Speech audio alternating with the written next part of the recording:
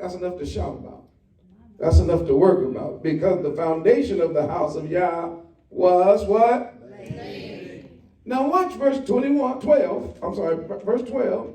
But many of the priests. But many of who? The priests. And the Levites. And the chiefs of the fathers. Who were ancient. Was who? Ancient. Okay, wait.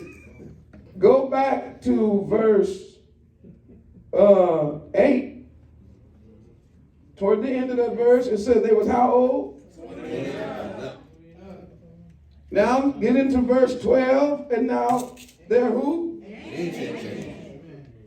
Don't look at me that way. Got me wrong, because you just right behind me, man. And now we got the ancients. Now let's see their attitude. Come on. All right. Says, but many of the priests, Levites, and the fathers who were ancient men that had seen the first house. When the foundation before their eyes, what did they do? Wept with a loud voice. They did what? Wept with a loud voice. Wait, what did the young people do? Praising God. What did the old folk do? Crying. Now, why did they start crying? They saw the Lord. Because it says, foundation of the house was laid before their eyes. They wept with a loud voice. Come on. And many shouted aloud for joy. Verse 13. And so that the people could not discern the noise of the shout. So when the people were listening, they didn't know what was really going on. Read it again, verse 13. So that the people could not discern the noise of the shout. The noise of the shout of joy from the noise of the weeping. For the people shouted with a what? Shout. And the noise was heard afar off. That's Bible. Hallelujah. I want to talk about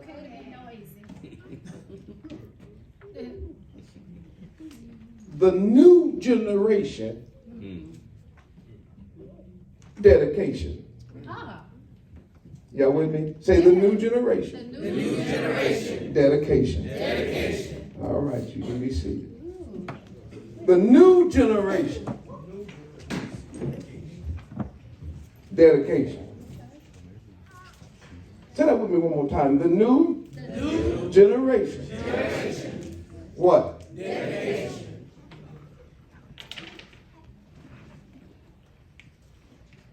Those of us who are northward of half a century,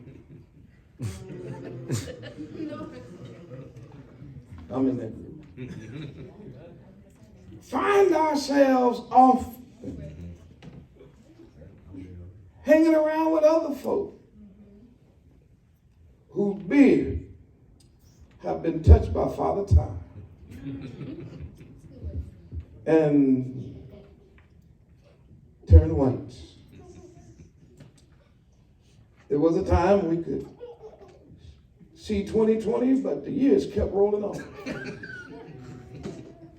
We was reading like this, and then we start reading like this, and like this, and like this. Finally, somebody said, "You're gonna need some glasses."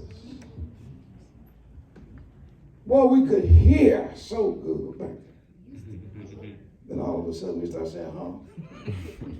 Well, can you say that again? Can you speak up loud? Somebody say, "You need to go get some hearing aids." Time. We used to, well, I'll put myself here.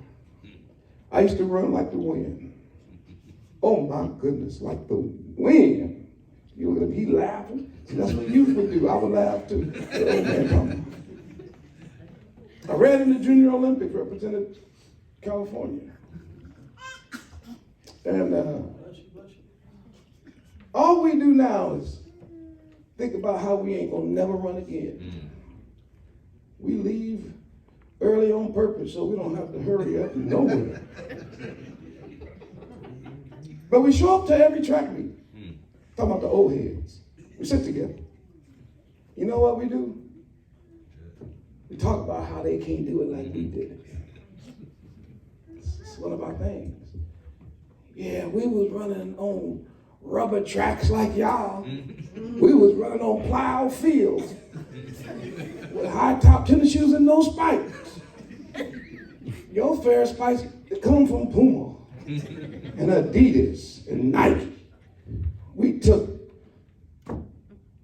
8 and 16 penny nails and drove them to the bottom of our tennis shoe. He said, boy. And we still was almost faster. That's what we do. We get older. And all of a sudden, we spend most of our time comparing things the way it was in our day. Yeah. And the way it was in your day. For some reason, in our day, every car was better than the cars in your day. We sit around and talk about it. Every motorcycle in our day was better than every new motorcycle that's being built today. Every television was better. Everything was better. And it's very difficult for us to admit that there are actually some good things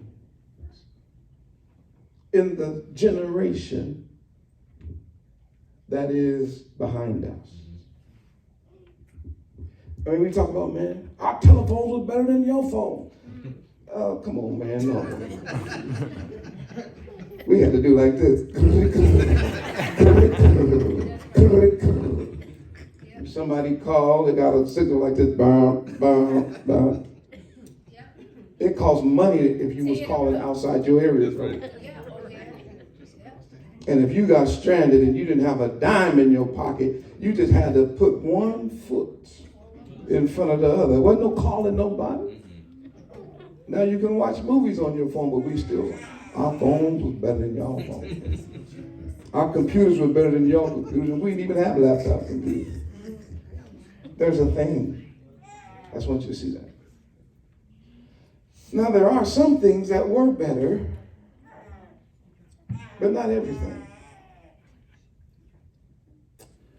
And I was reading this passage and thinking about dedication and what I would share tonight.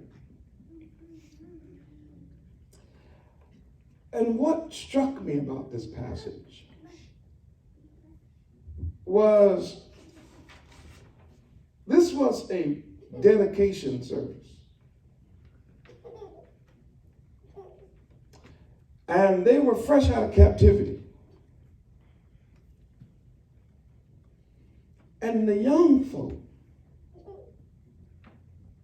were brought into the service of the temple. And it seemed like to me, they went in with joy. Seemed like to me they went in excited. It seems like to me that they went in with high hopes and joy bells ringing in their soul. And they couldn't wait to lay the foundation of the temple that they had only heard about. They had never seen it.